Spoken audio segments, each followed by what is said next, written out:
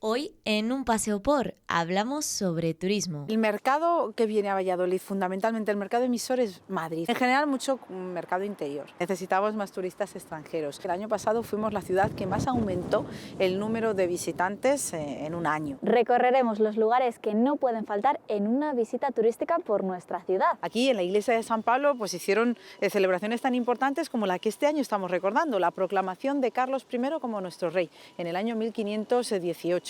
O el bautizo de su hijo en 1527. Casi no tenemos monumentos medievales, todo se rehizo, todo se cambió durante el Renacimiento. Entonces la iglesia de Santa María de la Antigua tiene ese valor de ser la iglesia que ha conservado la estructura medieval. Conoceremos las historias más curiosas de los monumentos vallisoletanos. Y hay algunas cosas tan misteriosas y tan curiosas como el sillón del diablo.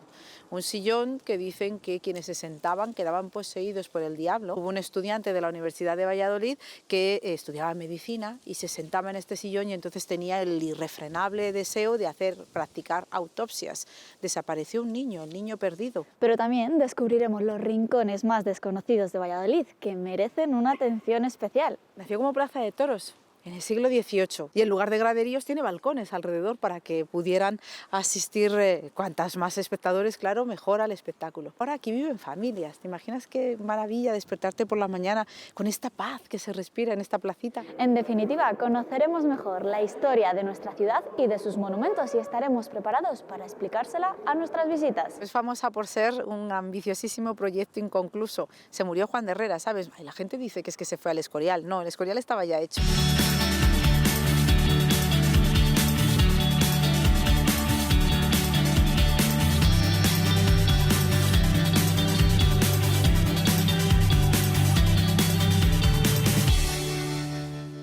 Hay que ver lo bonita que es nuestra ciudad y lo poco que nos paramos a descubrirla diariamente, pero estoy segura de que después de ver el programa de hoy la vais a conocer un poquito mejor, porque vamos a descubrir esos lugares emblemáticos que no pueden faltar en una visita turística, pero también esos rincones que muchas veces pasan desapercibidos y que merecen la pena verlos. Vamos, que después de hoy vais a ser los perfectos guías turísticos para esas visitas que vienen a vernos a Valladolid y que quieren descubrir mejor nuestra ciudad. Y para eso estamos con Mara Castaño, que nos va a ayudar a descubrir mejor Valladolid, ¿verdad?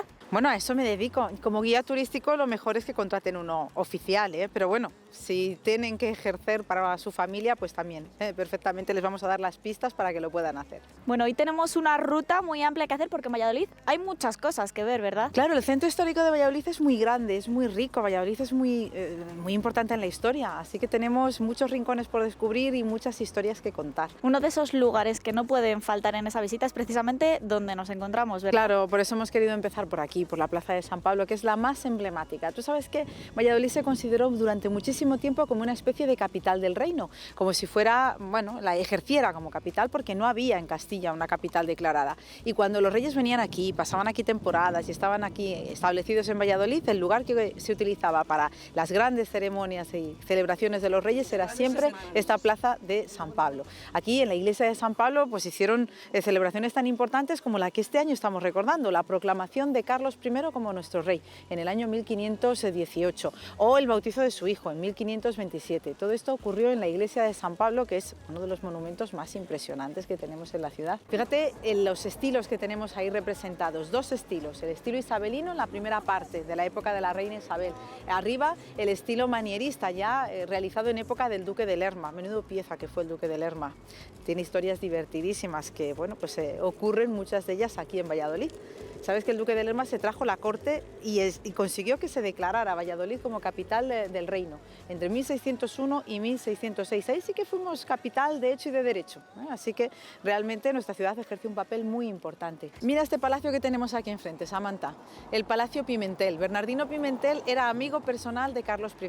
Cuando el rey don Carlos venía a Valladolid se alojaba aquí, la familia real pasó aquí largas temporadas. Piensa que si juntamos los 12 viajes que hizo Carlos I por Valladolid, es la ciudad donde más tiempo vivió. Bueno, pues en este palacio es donde vivía la reina Isabel de Portugal cuando dio a luz a su hijo Felipe II, así que este es el palacio natal de Felipe II.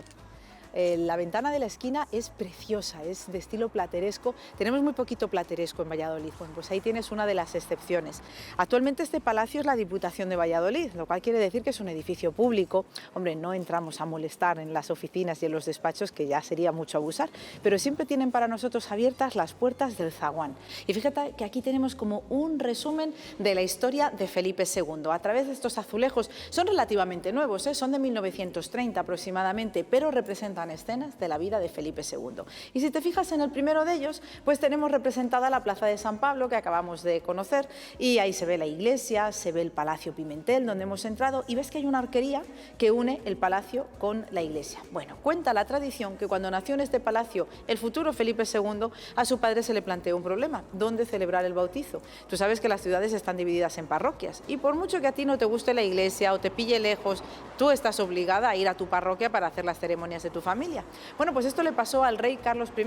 Su hijo había nacido en este palacio y tendrían que bautizarlo en la parroquia a la que pertenece este palacio, que es la parroquia de San Martín de los Pobres. Pero la esquina que hemos visto de la ventana es la frontera entre dos parroquias, de manera que las ventanas se abren a la plaza de San Pablo, que pertenece a la parroquia de San Pablo, la iglesia más impresionante que tenía la ciudad.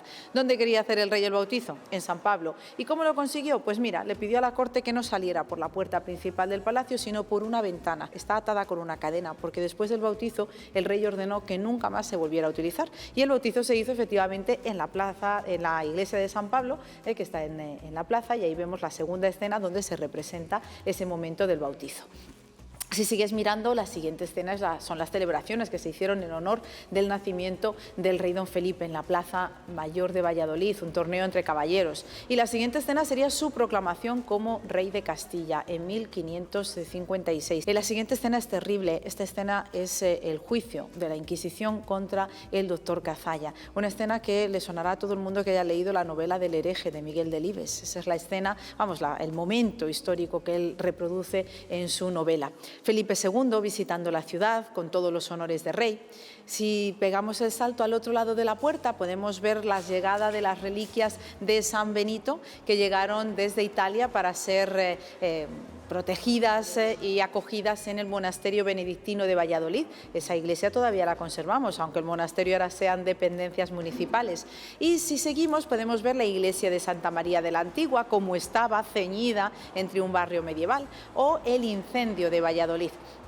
La escena del incendio es muy interesante para entender todo lo que es la fisonomía del centro de nuestra ciudad, el barrio de Mercado, Plaza Mayor y aledaños. Se incendió en 1561 y entonces pues los comerciantes lo perdieron todo, se quedaron sin sus casas, se quedaron sin sus productos, sin sus tiendas. Pero fíjate, Felipe II convocó a todos sus consejeros y entre ellos estaba el arquitecto Francisco de Salamanca. Ahí le ves enseñando el plano para la reconstrucción del centro de Valladolid al rey don Felipe. Es la cuarta fundación de la nueva orden de las Carmelitas Descalzas y sigue en funcionamiento. Ahí están las hermanas, son muy poquitas ya, quedan 12 hermanas, pero bueno, siguen manteniendo el espíritu de Santa Teresa vivo y viven pues con el mismo rigor la orden que en el momento en el que se fundó en 1568. Pues la verdad es que todo cosas interesantísimas y que muchas veces igual pasas por aquí pero no te das cuenta de que realmente tenemos aquí la historia de Valladolid. Es verdad, a tanta gente que le dices que a mí no me gusta leer, pues aquí tienes un cómic para que puedas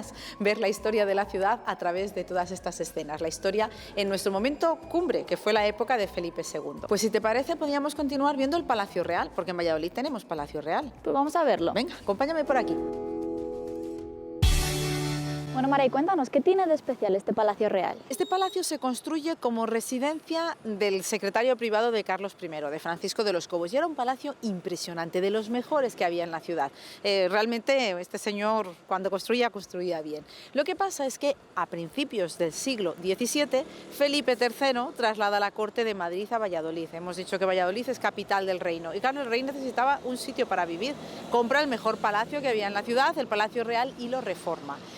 Le da, pues imagínate, una lavada de cara total, lo convierte en un palacio ya digno de un rey y vive aquí unos meses, porque realmente la corte se va a ir muy prontito. Aquí nació Felipe IV, que fue bautizado también en San Pablo. Y después, por tejemanejes del duque de Lerma, que era el que hacía y deshacía, la corte se vuelve a Madrid y ni una sola noche más han pasado los reyes en la ciudad. Así que ahí está el Palacio Real, lo custodia el ejército, pero realmente ya no se utiliza como tal. Bajo solicitud es posible visitar el Palacio Real, se puede visitar el patio, se puede visitar la escalera, se puede visitar el oratorio de la reina y el Salón del Trono. Hay que solicitarlo, pero es posible hacerlo. Y después de tantos años siendo guía turístico, ¿tienes un rincón favorito en Valladolid que digas es mi lugar favorito? Bueno, en Valladolid tengo varios, pero te voy a enseñar una fachada que para mí es impresionante, San Gregorio, que no se lo digas a nadie, pero me gusta más que San Pablo. Y luego te voy a llevar a un rincón muy desconocido, algo que seguramente nunca has visitado. Bueno, me dejas con la intriga. Sí, porque es un espacio medio privado, medio público, ya verás que te sorprendo. Pues ya estamos aquí en San Gregorio. Cuéntanos, ¿para qué se utilizaba antes este edificio? Mira, esto es un complemento que se hizo en 1493 al conjunto de los dominicos, San Pablo. Y lo hizo un obispo con idea de crear aquí un centro para la investigación en teología. Tú sabes que los dominicos eran grandes teólogos. Entonces aquí se creó el centro más importante donde estudiaron todos los teólogos, desde ese momento hasta el siglo XIX. Actualmente es el Museo Nacional de Escultura, que es uno de los lugares que sí o sí hay que visitar en la vida, o antes o después, porque realmente merece la pena por el contenido, en lo que es la colección, pero fíjate el continente, fíjate el edificio, la fachada vale como buena muestra. Y el tema que desarrolla muy interesante, ¿ves que hay un árbol en el centro? Es el árbol de la sabiduría.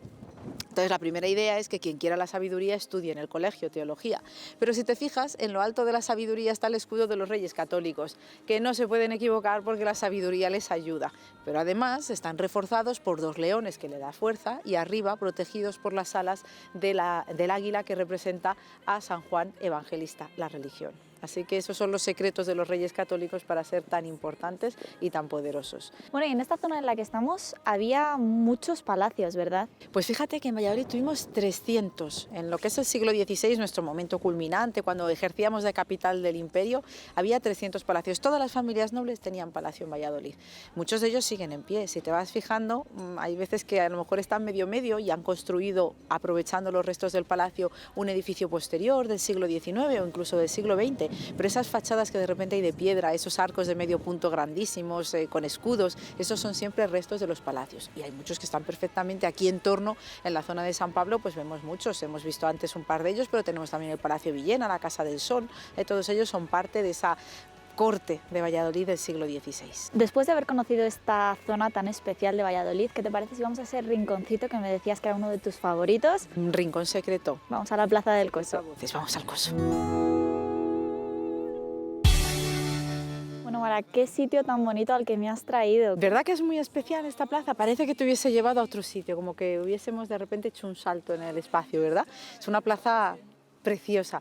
Nació como plaza de toros en el siglo XVIII. Las corridas de toros se hacían en la Plaza Mayor, pero claro, era una complicación, imagínate el estaribel que tenían que montar. Y como gustaban mucho, ¿y sabes quién las organizaba? Las órdenes benéficas, era una manera de recaudar dinero. Pues entonces decidieron construir una plaza específica para que fuera plaza de toros, y entonces hicieron esta que está a caballo. No es una plaza de toros redonda, pero ya no es una plaza mayor rectangular, es como mitad y mitad, tiene forma octogonal. Y en lugar de graderíos tiene balcones alrededor para que pudieran asistir cuantas más espectadores, claro, mejor al espectáculo. Estuvo en uso hasta que llega la construcción de la nueva en el siglo XIX, y entonces ya en ese momento esta se convirtió primero en casa cuartel de la Guardia Civil, y ahora aquí viven familias. ¿Te imaginas qué maravilla despertarte por la mañana con esta paz que se respira en esta placita? La verdad es que tiene que ser increíble. Y tiene cosas muy curiosas, como por ejemplo aquí tenemos uno de los árboles singulares de Valladolid, catalogado como tal. ¿Qué tiene de especial? El tejo es un árbol que siempre está muy relacionado con las brujas. Los gallegos lo llaman teixo y es de brujas, porque es un árbol muy venenoso. Antiguamente, cuando el marido te molestaba un poco, pues tenías dos posibilidades, o el cianuro, pero el cianuro te descubrían porque el cianuro dejaba olor a almendritas dulces, entonces te pillaban enseguida.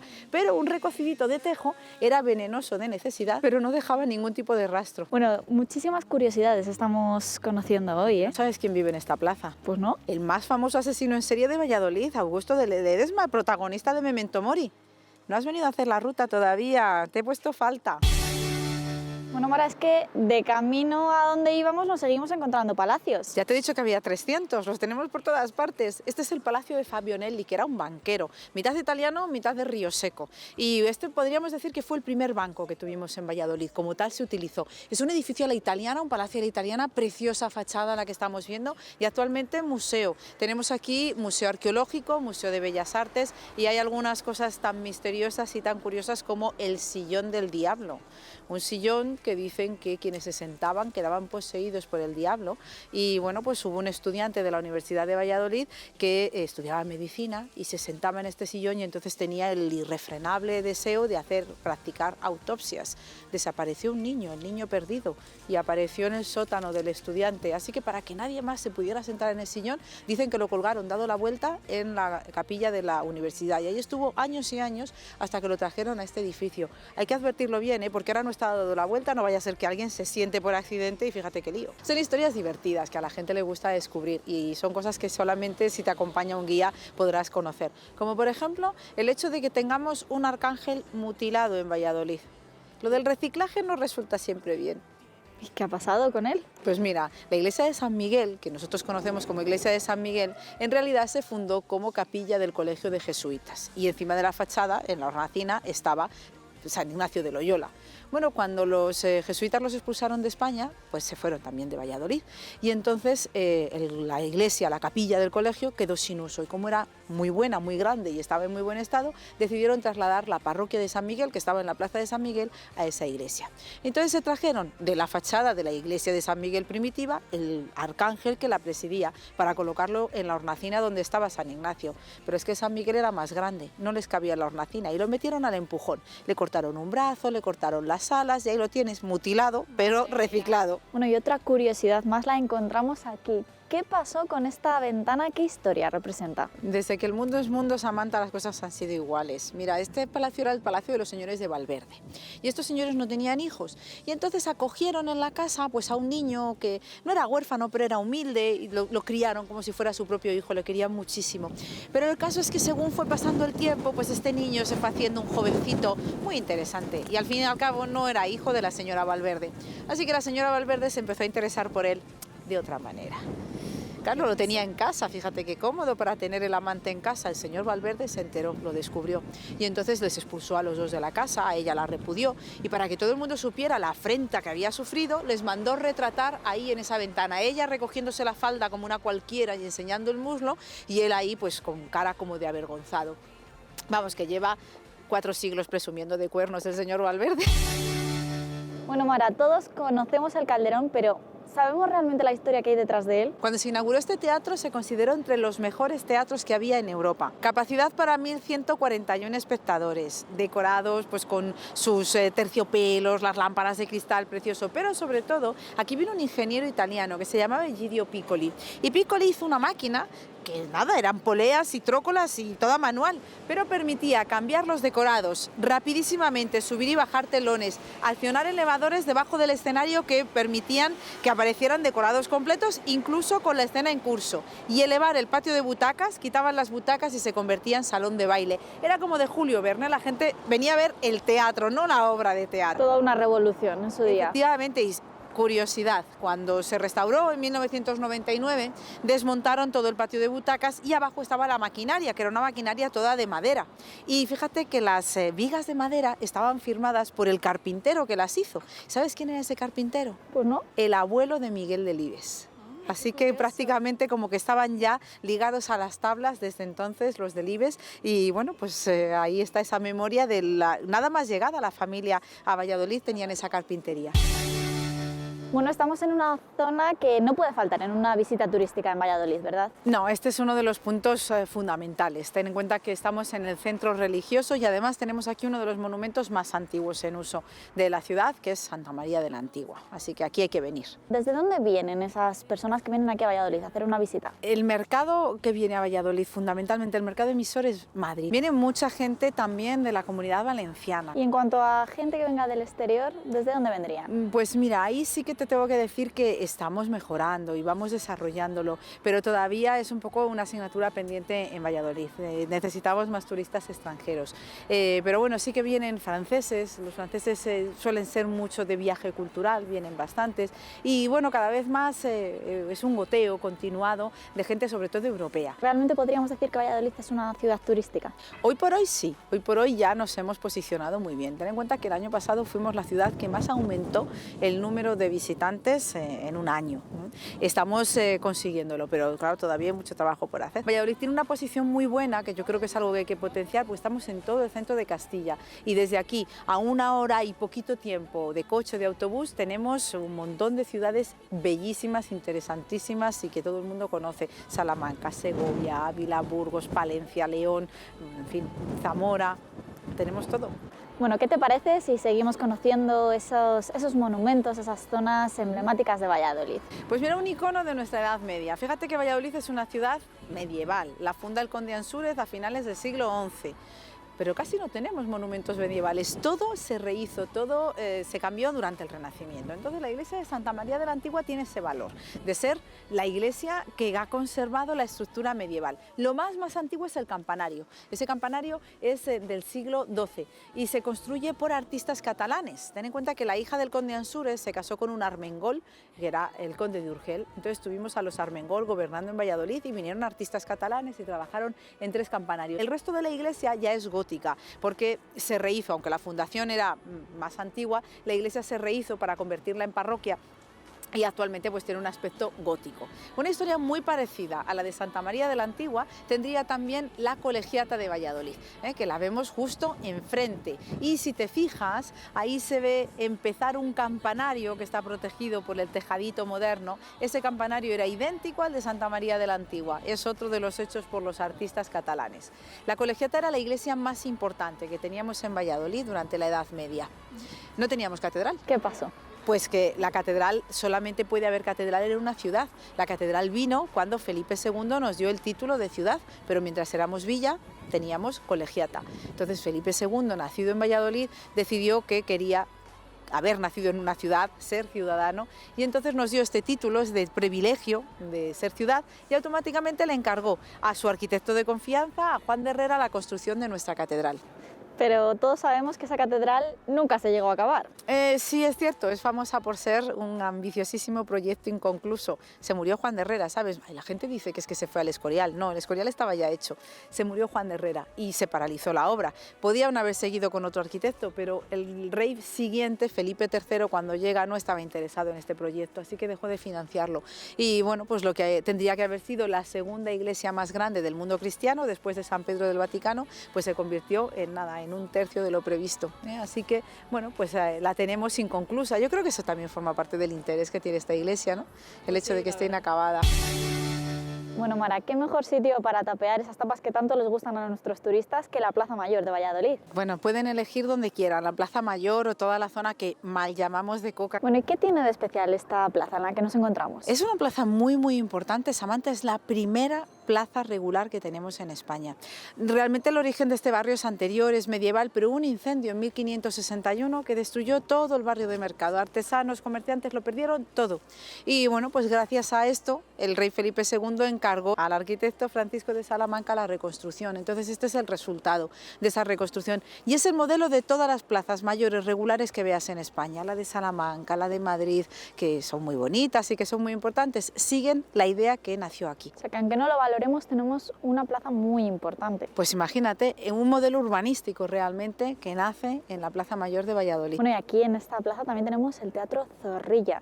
¿Qué pasó en las puertas de este teatro? Bueno, el Teatro Zorrilla es un teatro precioso también que inauguró el propio Zorrilla en vida, así que fue profeta en su tierra, pero lo curioso es que ese teatro se construyó sobre el lugar donde estaba la puerta del convento de los franciscanos y ahí, en el convento de los franciscanos, es donde pasó el último mes de su vida y donde murió Cristóbal Colón, así que, bueno, pues es otro lugar histórico importantísimo, aunque es una lástima ya no tengamos ni el convento ni la tumba para poderla enseñar. En el archivo municipal están los documentos que lo demuestran, son los únicos documentos históricos que existen en el mundo de Cristóbal Colón. Fíjate hasta qué punto son importantes. Qué joyas tenemos aquí en Valladolid. Bueno, la verdad es que a mí este sitio me tiene enamorada. ¿Dónde estamos, Mara? El Pasaje Gutiérrez. Este es el precedente de un centro comercial, pero del siglo XIX. Es la arquitectura de hierro y cristal. Esta es una arquitectura que se empieza a desarrollar sobre todo en París en la segunda mitad del siglo XIX. Eiffel es el gran gurú de esta arquitectura y es la solución para poder cubrir los espacios de mercado, porque tú piensas que un mercado cubierto hay que iluminarlo. Entonces, claro, era un peligro tremendo, pero con esta nueva arquitectura que se basa en estructuras hechas en hierro, muy ligeras, muy abiertas, muy airosas y cubiertas de cristal, que bien puede ser, como en este caso, los techos o las paredes. Piensa en el mercado del Val, que las paredes son todas de cristal. Bueno, pues tenemos luz natural dentro del espacio de mercado y se puede, pues con total seguridad, desarrollar el mercado dentro. Fue una solución que gustó muchísimo y corrió por toda Europa. Me ha llamado la atención al entrar estas esculturas que podemos ver aquí. Son alegorías. Mira, tenemos las 4 estaciones del año. Ahora estamos en el invierno. El invierno no tiene frutos, ¿no? Ahí está la escultura que representa el invierno con una ramita reseca en la mano, ya está. Enfrente está la primavera, que lleva un cesto lleno de frutos, las flores y los frutos de la primavera. El verano, las espigas de trigo que acaban de recoger, y el otoño con los frutos del otoño. Hay granadas, hay uvas, hay manzanas. Y en el centro tenemos a Hermes. Mira, Hermes era el chivato de los dioses. Se pasaba el día viajando del Olimpo a la tierra y de la tierra al Olimpo para contarle a los dioses lo que hacían los hombres y para decirle a los hombres lo enfadados que estaban los dioses. Entonces, como estaba siempre viajando y contando noticias, pues es el protector de los comerciantes que antaño se movían de una ciudad para otra, es el protector también de los periodistas, así que tu protector. Mira. Y lo compartimos porque es también el de los guías de turismo, que viajamos y contamos noticias. Así que bueno, aquí tenemos nuestro patrón. La mayor parte de las visitas las empezamos desde aquí. Tenemos aquí la oficina de turismo, la gente viene a pedir información y muchas de las rutas las empezamos aquí en la Plaza de Zorrilla. Es el arranque de lo que sería la ciudad contemporánea. Aquí empiezan los ensanches. Entonces tenemos la calle más elegante de los burgueses vallisoletanos en el siglo XIX con la Casa Mantilla, que es muy emblemática, la Casa del Príncipe, comunica con la estación de tren. Entonces digamos que era un lugar muy bueno para vivir estos burgueses que querían controlar el tren, pero también está cerquita del centro. Además, ¿sabes que tiene un microclima esta calle? ¿No? Sí, pues esta calle siempre es mejor en invierno y mejor en verano. A ver, en invierno es una solana, entonces tenemos un poquito más de temperatura en esas casas. Y en verano, al estar al lado del parque, tiene algo más de frescor. Como aquí el verano es muy seco, se respira mejor. Así que el sitio más elegante y el mejor para vivir en Valladolid, claramente. Y continuamos en uno de los sitios favoritos de los vallisoletanos, el Campo Grande. Es que es fantástico un paseo en cualquier época del año. En invierno porque es invierno y en verano porque es verano, siempre un paseo por el Campo Grande es mágico. Esta es una zona que, aunque está fuera de lo que era el recinto amurallado, se utilizaba desde muy antiguo. Aquí estaba el campo de Marte, el campo del dios de la guerra. Aquí venían a aprender la instrucción militar, aquí se ajusticiaba a los condenados a muerte y, si te fijas, tenemos la placa final de la Ruta del Hereje. Aquí se montaban también los quemaderos de la Inquisición. Así que tenía una historia nefasta, pero a finales del siglo XIX el alcalde Miguel Íscar lo convirtió en un parque botánico y es lo que es en la actualidad.